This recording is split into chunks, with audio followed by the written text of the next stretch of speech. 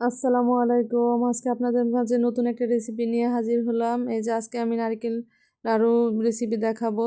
এই যে এখানে আমি আগে থেকে লবণ পানি দিয়ে ভিজিয়ে রাখা প্রায় 1 ঘন্টা ভিজিয়ে রেখেছিলাম, সেই চাউলটা আমি ভেজে নিচ্ছি।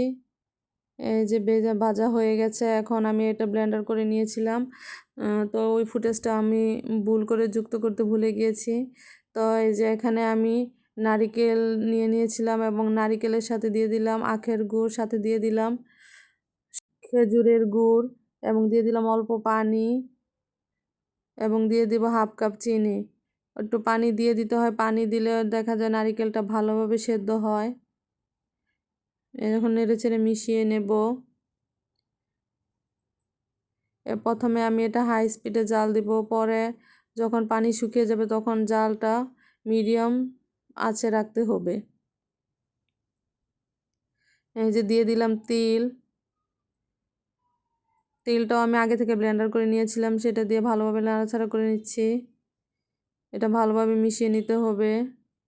এখন দিয়ে দিচ্ছি মৌরি।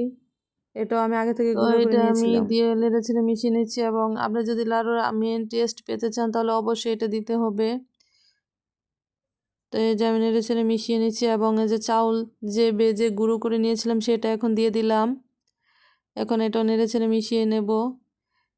এই যে যখন এরকম দলা পাকানো পাকানো দেখবেন হয়ে যাচ্ছে, তখন বুঝবেন যে এটা তৈরি হয়ে গেছে। এখন আমারটা দেখুন হয়ে গেছে। এখন এটা আমি নামিয়ে নিলাম। এখন এটা আমি হাতে চেপে চেপে গোল করে রাউন্ড শেপ করে বানিয়ে নেব। এই যে দেখুন আমি কিভাবে বানাচ্ছি। তো এটা একটু গরম অবস্থায় বানাতে হয়। আমি 5 মিনিটের মতো নামিয়ে নিয়ে রেস্টে নিয়ে নিচ্ছিলাম, তারপর এটা বানিয়ে নিলাম।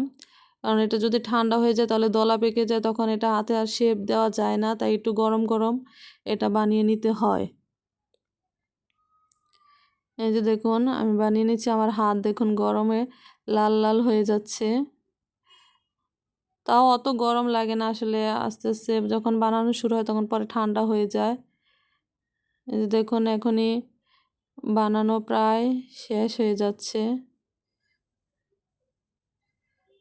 তো আমার লাড়ু রেসিপিটা কেমন হয়েছে অবশ্যই কমেন্ট করে জানাবেন এবং এভাবে বাসায় তৈরি করে দেখবেন কেমন, এবং আমাকে জানাবেন যে কীরকম হয়েছে টেস্ট।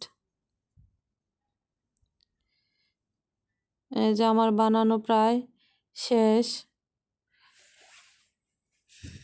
তো আজকের ভিডিওটা কেমন হয়েছে সেটা জানাবেন এবং আপনারা বাসায় ট্রাই করবেন।